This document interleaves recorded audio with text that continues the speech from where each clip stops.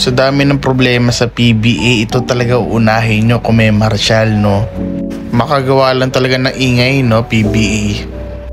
Imbis na asikasuhin na tanggalin na yung mga farm team, yung mga lopsided trade, yung mga sister team na wala na sa anak sister team, ito talaga uunahin nyo no, na hindi naman necessary, hindi naman kailangan pa para sa PBA, para sa basketball.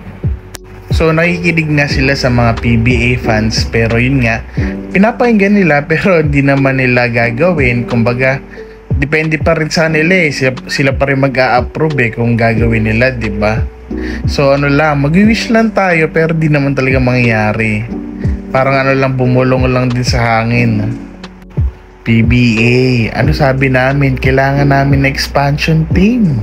Kasi ang dami mga players na sasayang na napupunta lang kung saan-saan, di ba? Sayang naman na dapat napapanood natin sa PBA, sa pambansang liga. So wala na, napupunta sila sa MPBL or nag-iibang bansa na lang, di ba guys?